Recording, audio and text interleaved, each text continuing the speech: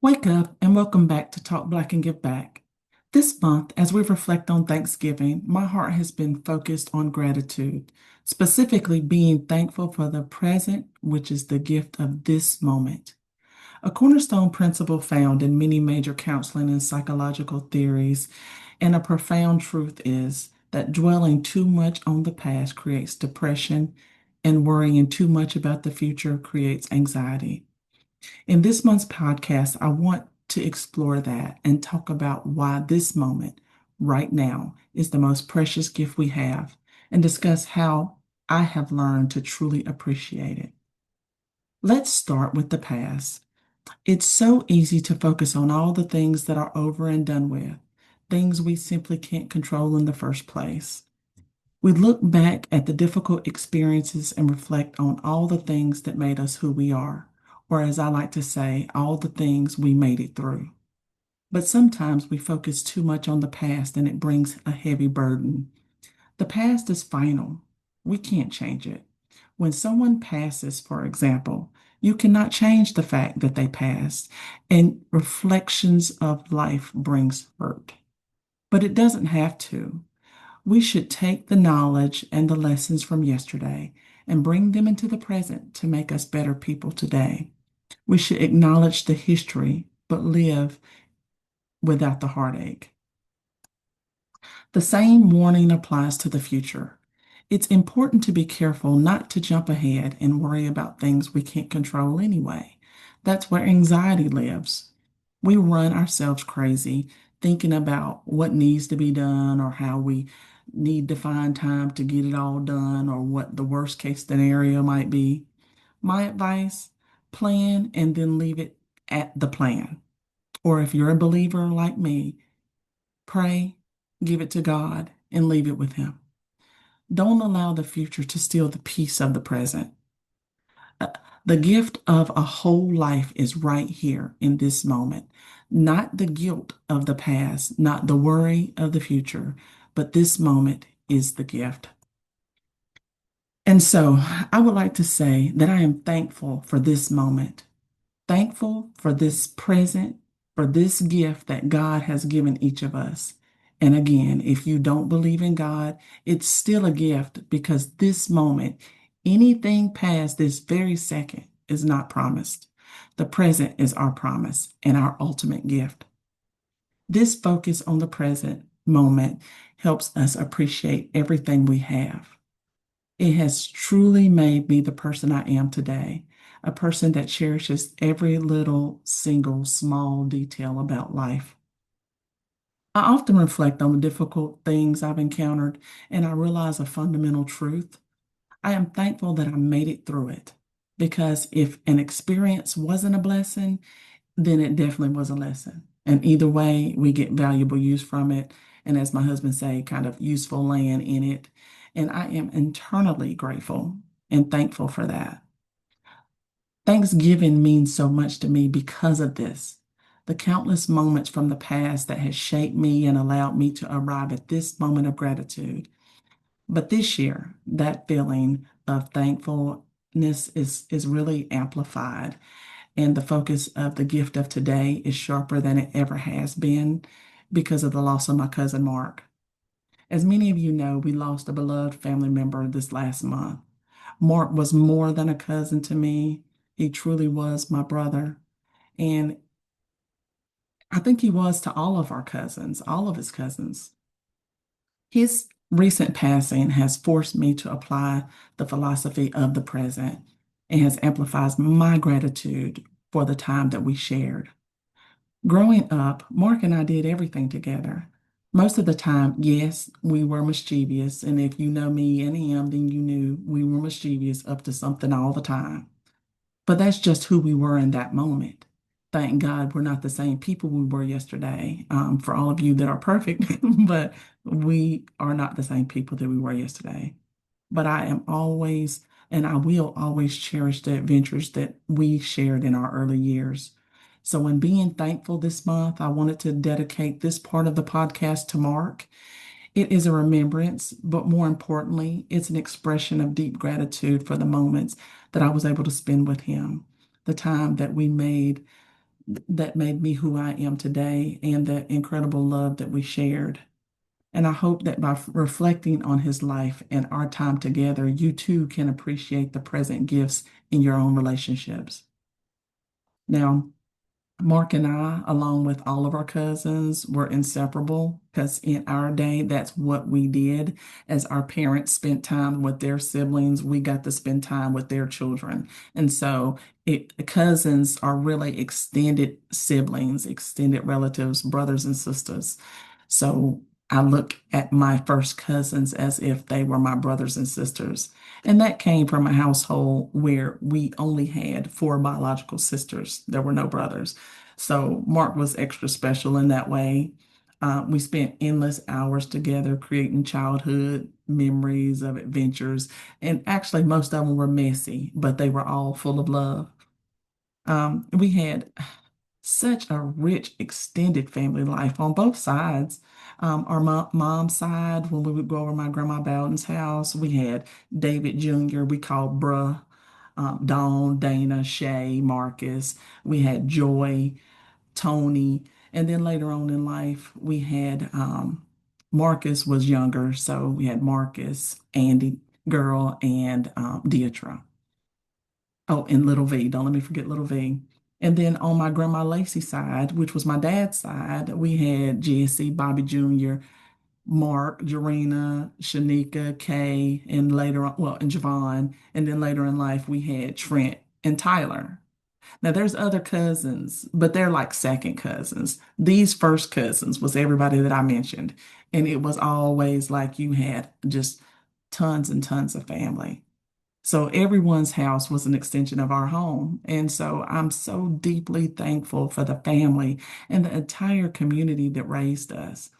Everybody had the ability to treat us like community property.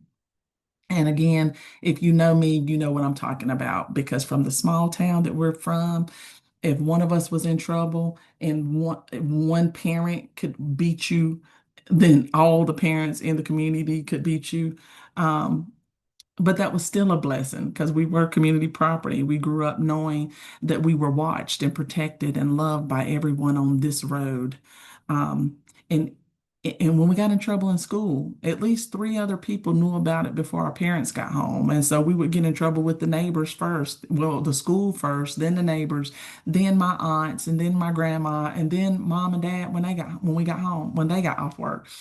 So that was just the structure of our community and involvement, which was all a blessing. Now, and within all of that, there was Mark. So again, Mark was one of my first cousins and always in the middle of everything. Because he lived on the other side of the road, but we were still on the same road. So Mark and I spent a lot of time together over Grandma Lacey's house. And whenever we would have sleepovers and stuff over grandma's house, then he would be there, or even just random Saturdays, he would come fishing or whatever. And so he always found a way to come around and torture us. So I remember I had just gotten a Care Bear for Christmas, and I love that thing so much. I woke up the morning only to find that Mark had cut all the hair off of my brand new Care Bear. And my grandma whipped him and called him a little shit. Well, she tried to whip him. She chased him to whip him. She ran after him, called him a little shit ass, and chased him down the street trying to get him, but she never caught him. But that didn't stop him from being one of my favorite people on the planet. He did things like that. We built forts and tree houses, and we'd stay outside in the rain and test the tree houses to make sure that we could live in them if we had to. Only for our Aunt Merlin to get off work and come and make us tear them down, and we build them another day. But we would sit out there and with the neighbor Kim and Crystal, Crystal, Mark, Tim, Tony come over, and we sit out smoking corn shucks, thinking we was doing something because it smelled like weed. And trust me, I know what weed smell like because I grew up in that kind of community as well. Okay, so don't judge. But all of those things, playing flag football on the road. But this road was the best place to grow up for a kid. As long as we came home before the street lights, came on, then we could play unlimited all day, Red Rover, hide and seek, you know. Um, even we made up a game, count how many sticks we could stick up Tim's nose because he didn't care and he just let us until he had to go to the hospital to get him taken out. But it wouldn't be a true childhood memory reflecting on Mark without thinking about going fishing with me and Grandma Lacey. And Mark reached down in the water and he pulled out about a 10-pound bass all by himself. Just reaching his hand down in the water while we were fishing. He happened to bring home the largest bass of the day. And then there were stunts. I mean, I remember Crystal and Mark pouring out Uncle Floyd's Wild Irish Rose, well, his liquor, and then filling it up with water. And I can picture a drunken Uncle Floyd stumbling up the street with a broom handle, chasing him, calling him a shit ass, and trying to catch him so he could beat him, but he never could catch him either. Or the time when we went playing and we were outside in the street playing, and Mark had a BB gun, or I think he actually took Javon's BB gun and shot Javon in the belly with the BB gun. And yet we were all back playing together 5 minutes later, or at least after Aunt Merlin came running, and she actually caught Mark to beat Mark. But then we were playing again. But that was country life and jumping off the bridge and going swimming in the river, or Mark would pack snowballs with water after we made forts on both sides of the street, and he's packing his with water so they turn into ice balls so he could throw them at me and Crystal. It may not sound like it, but it was so much fun. Sir, I will miss you. I will cherish every single memory, even the mischievous ones. I loved you so much, more than a cousin, more like a brother. Thank you for making my younger years, so unforgettable. Reflecting on your life and the years we spent together confirms for me why the present moment is so precious. It's not just about those adventures and those things, from the past. It was about his character, the kind of person he was that I'm most thankful for, at least alongside of Mark's humor, which I will never forget. He truly was one of the funniest people in the room. I mean, constantly cracking jokes and lightening the mood wherever he went. You could always count on him for a laugh. But here's what I'm most grateful for. Beneath all of those jokes and all of the mischief, and I've only named a little because the podcast is only about 20 minutes. But Mark was also a rock. If I ever needed anyone to truly take a moment and be serious with, he was a great listener. He would give the best, most thoughtful advice. And then, of course, he would tell another joke right after, just to lighten the mood and remind you that everything was going to be okay. Mark, I love you more than a cousin again, more like a brother. I want you to rest in peace. I'm so thankful for your life, the life that you lived, and the years that we got to spend together. My friends, I wanted to share this remembrance of my cousin Mark to show you how thankful I am, not just for the time we had, but for the lesson his passing has driven home for me. And I hope this can be a call to gratitude for you all to cherish the present. It is a gift. We cannot control the past and we cannot control the future. We don't know how many days we have left, but live them. Live in the present. Right now is the present. Spend it with love. Spend it with compassion. Spend it in making someone laugh.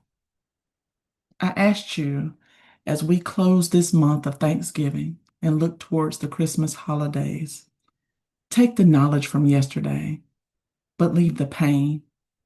Bring the memories, leave the pain.